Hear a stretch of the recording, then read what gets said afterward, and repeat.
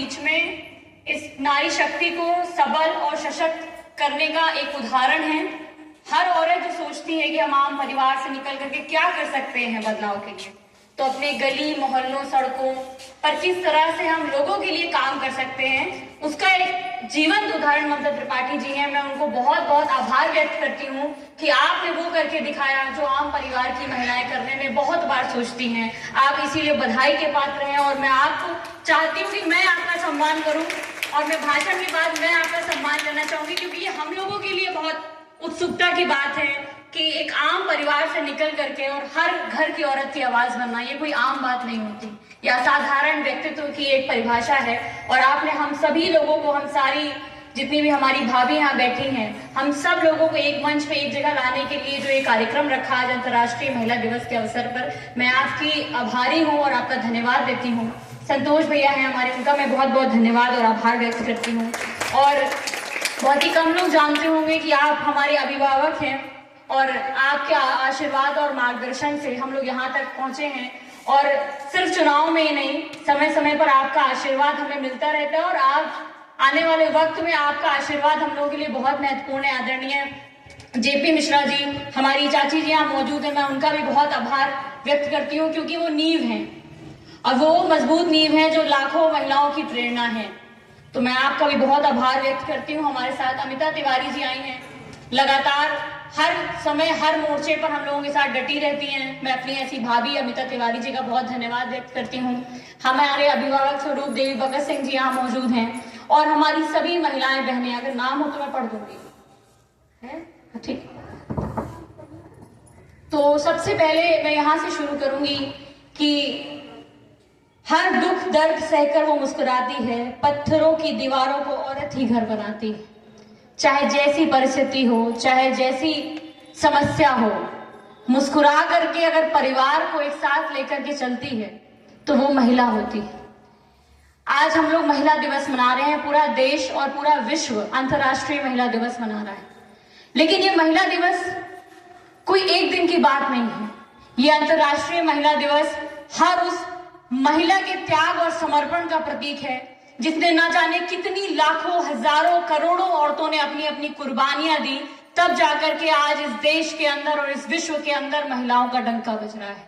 एक दौर वो भी था कि जब महिलाओं को न बोलने की आजादी थी, न घर से निकलने की आजादी थी और ना ही उनको वोट डालने का अधिकार था। ये विश्व की में महिलाओं के आंदोलन की जो आग निकली, उसने ना जाने कितने बड़े बड़े आंदोलन और बड़े बड़े सूरमाओं को सबक सिखाने का काम किया।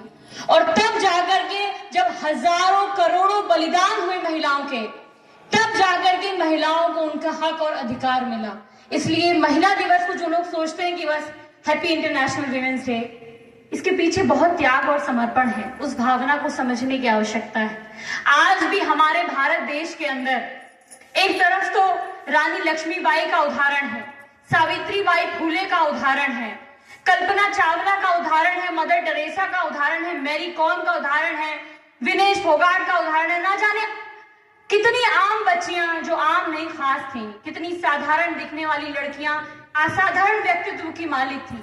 जब मैं अपने भारत के इतिहास को देखती हूँ तो मुझे गर्व होता है कि जितना इस देश में पुरुषों का भागीदारी थी क्रांति में, उतनी ही इस देश को आजाद कराने में अगर किसी की लड़ाई थी तो वो हम महिलाओं की भी थी। लेकिन इतिहास ने हमारे साथ धोखा किया। जब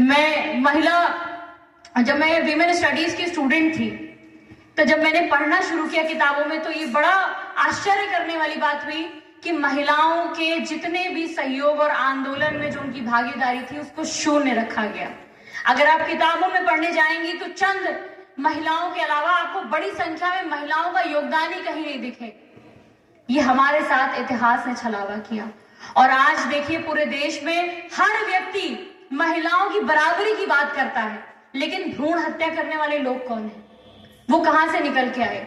वो भी तो इसी समाज का हिस्सा है।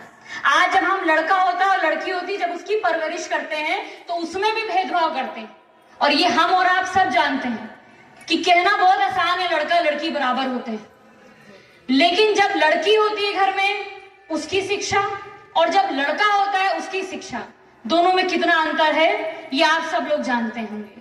लोग कहते हैं अरे लड़कियां तो पराया धन होती हैं। सबसे पहले तो इस संस्कृति को बदलने की जरूरत है। बिल्कुल लड़कियां पराया धन नहीं होती। लड़कियां वो अस्तित्व होती हैं जिनके रोशन होने से दो कुलों का नाम रोशन होता है। और ये हमारे लिए सौभाग्य की बात है कि ईश्वर ने हमें महिला के रूप में जन्म दिया। हमें सृष्टि में उस काम करने के लिए आए हैं जो शायद बड़े बड़े लोग भी नहीं कर सकते, हर महिला वो कर सकती है। घर से निकलना हो, आप सोचिए, मैं तो खुद राजनीतिक जीवन में हूं, मैं बिल्कुल नहीं, मैं अपने चुनाव के समय भी मैंने यही बात कही थी कि अगर आपको लगे कि महिलाओं का अस्तित्व राजनीति के अंदर होना चाहिए तो मुझे मौका दीजिएगा, और नहीं लगे तो कोई बात नहीं। मुझे तकलीफ तब हुई, ये मेरा अपना निजी अनुभव है, जब मैं चुनाव हार गई। उसके बाद ठीक 1 महीने बाद अयोध्या में एक साल की लड़की का रेप हुआ, और रेप किया 2 लोगों ने। और दुख तब हुआ जब मैं केजीएमयू अस्पताल पहुंची तो उसका पिता बहुत बुरी तरह से रो रहा था। तो मैंने, भाई मैं क्या कर सकती थी, मैंने कहा आर्थिक रूप से हम कुछ आपके लिए कर सकते। उन्हें बोला हमें आर्थिक रूप से कुछ नहीं चाहिए, हम चाहते हैं कि मुकदमा दर्ज हो।